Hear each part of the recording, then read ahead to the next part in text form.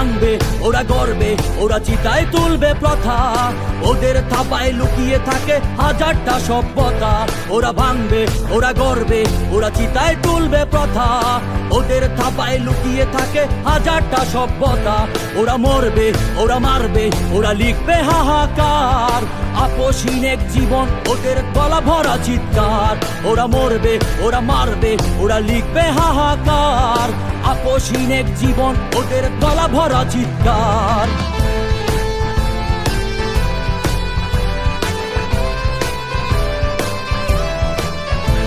ওরা হাতের মুঠোয় স্বপ্ন লুকায়, চোখটা তীক্ষ্ণ ত্রিশূল।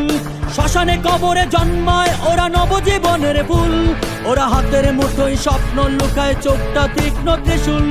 শ্মশানে কবরে জন্মায় ওরা নবজীবনের ফুল। ওরা দেখাবে, ওরা লেখাবে আগুনে গোলায় হেঁটে। থাকতে চায় না কোনোদিন ওরা ক্ষমতার পা চেটে।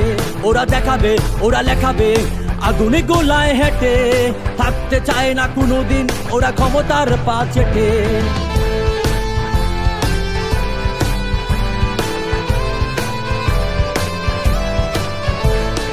রক্তে ওদের শক্তি আছে, গর্বে নিজের পথ। বুক পকেটে লুকিয়ে রাখে মৃত্যু, মৃত্যু সনদ। রক্তে ওদের শক্তি আছে, গর্বে নিজের পথ। বুক পকেটে লুকিয়ে রাখে মৃত্যু, মৃত্যু সনদ। ওরা ভাঙবে, ওরা গর্বে, ওরা চিতায় তুলবে প্রথা। ওদের থাপায় লুকিয়ে থাকে হাজারটা সভ্যতা। ওরা ভাঙবে, ওরা গর্বে, ওরা চিতায় তুলবে প্রথা। ওদের থাপায় লুকিয়ে থাকে হাজারটা সভ্যতা। তারুণ্যতাই শক্তি যাদের, বুঝে না ডর ভয়। হুঙ্কার শুনে সূর্য প্রণাম জানাবে নিশ্চয়। জয় তারুণ্যের জয়, জয় তারুণ্যের জয়, জয় তারুণ্যের জয়। আয় আয় তারুণ্য আয়, আয় আয় তারুণ্য আয়, আয় তারুণ্য আয়। আয় অগ্নিগিরির লাভার মতো উদ্গিরিত হই, অগ্নিগিরির লাভার মতো উদ্গিরিত হই। দুঃখ শোকের মাঝেও চির উজ্জীবিত রই। দুকুল ভাঙা ঝড়ের মতো নৃত্য তুলে পায়। আয় তারুণ্য আয়, আয় আয় তারুণ্য আয়, আয় পরিবেশ কিভাবে বজায় রাখবো সেটা আমাদের চেষ্টা করতে হবে এবং পরিবেশ বজায় রাখার জন্য আমাদের প্লাস্টিক পণ্য বজায় রাখতে হবে।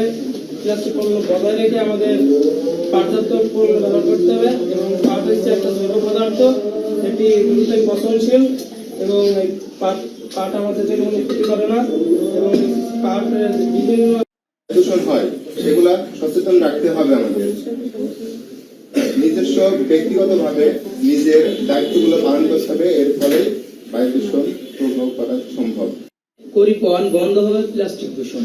মূল পয়েন্ট আসছে যে সবাই মিলে যদি আমরা দলবদ্ধ হয়ে যদি সবাই মিলে করি তাহলে অবশ্যই আমাদের প্লাস্টিক দূষণ করা সম্ভব।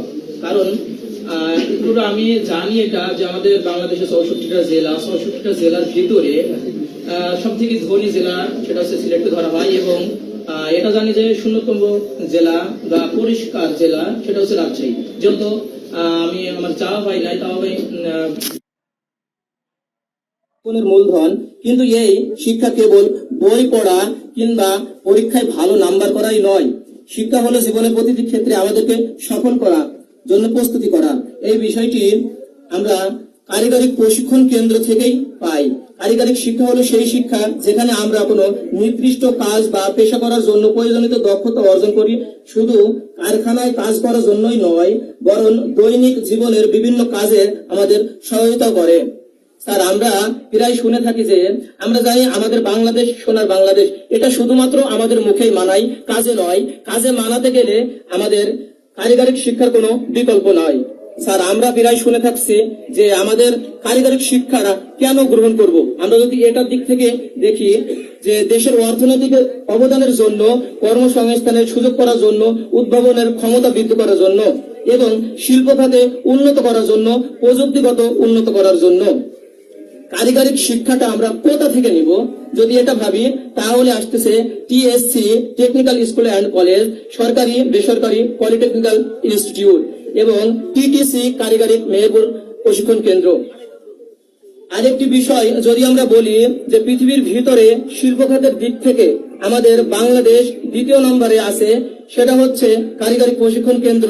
এটার জন্যই রেমিটেন্স যোদ্ধাদের যদি কথা বলি তাহলে দেখা যায় যে আমাদের বাংলাদেশ থেকে যে সকল মানুষেরা বিদেশে কর্মসংস্থানের জন্য যায় তারা হেই প্রতিপূর্ণ হয়, অর্থাৎ অন্য অন্য মানুষরা মনে করে যে এটা সর্বনিচু পর্যায়ের মানুষ। এটা এই জন্য হয় যে অদক্ষতার জন্য, কারণ আমরা এটা জানি যে একজন দক্ষ শ্রমিক 5 জন অদক্ষ শ্রমিক সমান। এবং এই রেমিটেন্স যোদ্ধাদের জন্য আমরা বাংলাদেশ থেকে যদি কয়েক মাস ট্রেনিং দিয়ে যদি আমরা বিদেশে পাঠাতে পারি তাহলে আমার মনে হয় তারা কর্মসংস্থানে আরেকটি বড় খাত তারা গ্রহণ করবে এবং আরো রেমিটেন্স বাংলাদেশে পাঠাতে পারবে। কারিগরি শিক্ষা কেবল একটি শিক্ষার মাধ্যম নয়, এটি আমাদের উন্নত হাতিয়ার। আমাদের উচিত কারিগরি শিক্ষাকে গুরুত্ব দিয়ে গ্রহণ করা এবং অন্যদেরকে উৎসাহিত করা, প্রাধান্য দেওয়া। ওরা ভাঙবে, ওরা গড়বে, ওরা চিতায় তুলবে প্রথা, ওদের থাপায় লুকিয়ে থাকে হাজারটা সভ্যতা। ওরা ভাঙবে, ওরা গড়বে, ওরা চিতায় তুলবে প্রথা, ওদের থাপায় লুকিয়ে থাকে হাজারটা সভ্যতা। ওরা মরবে, ওরা মারবে, ওরা লিখবে হাহাকার, আপসহীন এক জীবন ওদের গলা ভরা চিৎকার।